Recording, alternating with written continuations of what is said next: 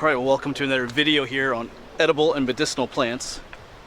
And I'm back in a place I was at a couple days ago, and I found a plant that I wasn't familiar with. And there's a reason why, because it's kind of rare. But I went home and looked at my field guide, and it was quite easy to identify, and it's called Goldenseal. And apparently it has quite a few medicinal properties. It was a plant I had heard of before in just reading on things like this, but I had never actually found it myself, and that's why I didn't really know what it looked like. So I know it's out here on the trail. I saw some the other day, so we're gonna see if we can find some just up the trail here a bit, hopefully. Hopefully it's not destroyed, because we did get some rains last night, and I read that the flowers are a little bit delicate. I mean, the plant itself will be there, but I'd like the flowers to be there as well, so we'll hope it's out here yet. Yes, and thankfully there still is a bunch of them out here.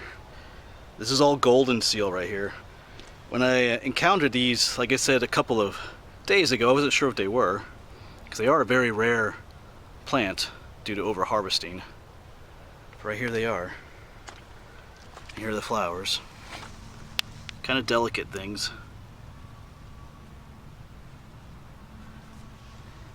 Whole patch of them right here, so. Goldenseal.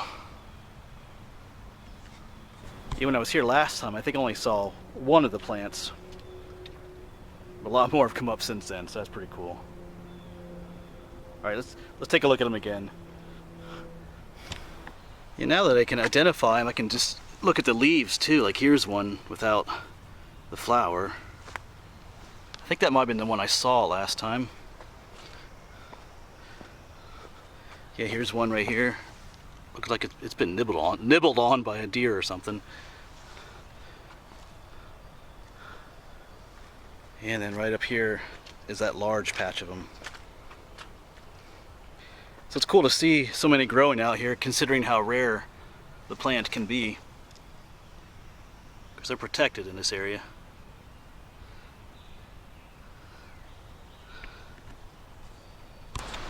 I'm going to walk around a little bit more, look for some more of that Goldenseal. I know it was here a couple days ago.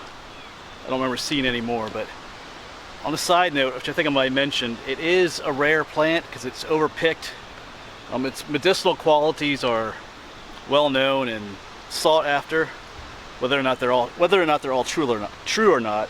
So don't come out here and pick it. If you find it out in the woods, just leave it there. There's too many people coming out here digging the roots up, and then the plants become rare, and that's just kind of a shame.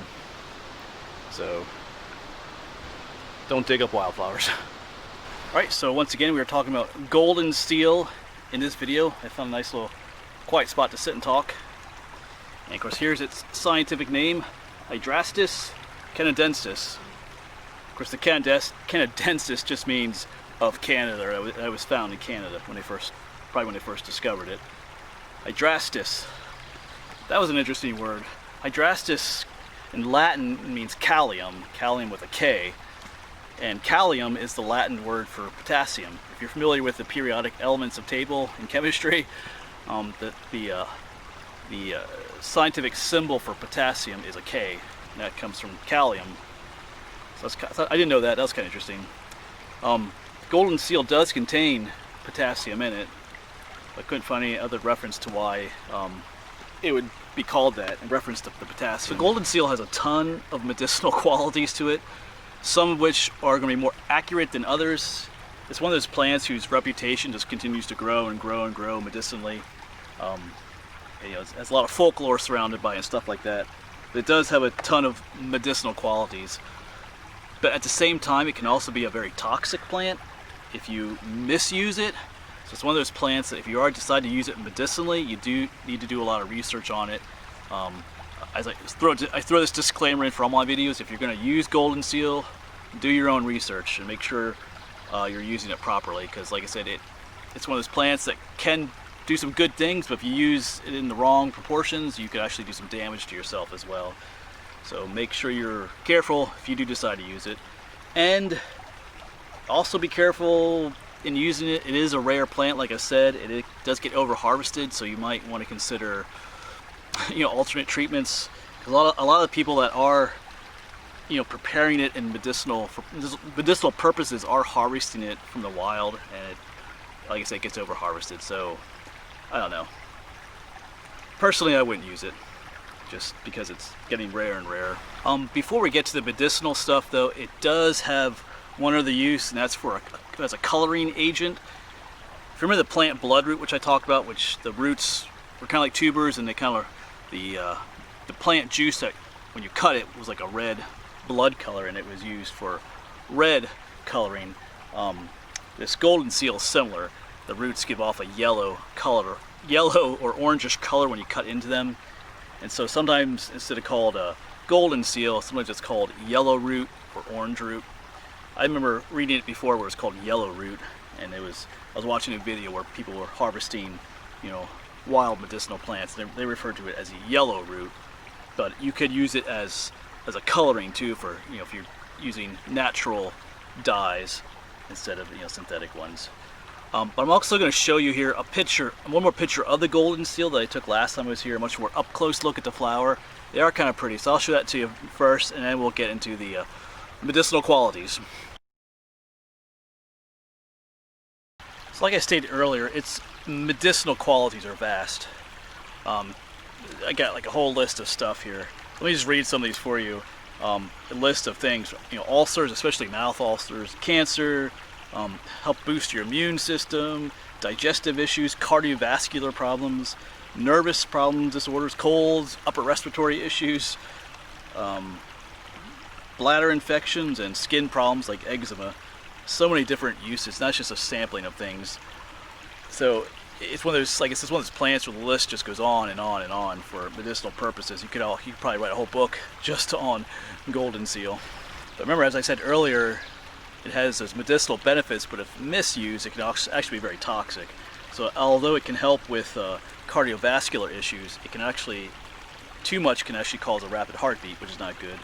I also mentioned it was good for nervous issues, but according to my notes here as well, if you take too much of it, it can cause paralysis or even stop you from breathing if you overdose on it. It can help with digestive issues, but once again, if you misuse it, it can cause a lot of vomiting and diarrhea. So you have that balance there. It can help with a lot of those issues, but if you abuse it, it can make the situation worse as well. So just be careful of that. And there's other plants like that as well. They have almost anything in the world, though, even good stuff. If you abuse it and use it too much, it can be harmful in the end. So these medicinal herbs are no different. And as I said, the list for its medicinal uses goes on and on and on. So if you want to read up more on that, do your own research, just Google, do a Google search on Goldenseal, and you'll have perhaps hours worth of reading material. And like I said before, it's rare due to over-harvesting, but another thing that makes it rare is its maturity. The plant isn't really seed-bearing, isn't at seed-bearing maturity till 4 or 5 years. Some plants produce seeds their first year growing, but Goldenseal doesn't mature until it's 4 or 5 years old, and only then does it produce seeds and start propagating again. So that's another thing that makes it rare, because it's slow to spread. So unlike some other plants which spread very rapidly, Goldenseal doesn't. So you add that to the over-harvesting, and that's why it can be kind of rare. So I think that'll end it for Goldenseal. This was a new plant for me. I had read about it before, like I said, and research and stuff, but last week when I was here was the first time, there's bugs here, was the first time I'd actually seen it in the wild. I probably have seen it before, but that was the first time I've actually seen the flower and tried to identify it. So that was pretty cool. I'm learning stuff from these videos as well. That's one thing I love about this YouTube channel, is that in trying to teach you guys stuff, I also learn stuff as well. Alright, but I think I'll end it for this video. Thanks for watching, and once again, if you do try to use herbs medicinally and stuff, remember, be careful and do your own research as well. Alright, thanks for watching, and I'll see you around.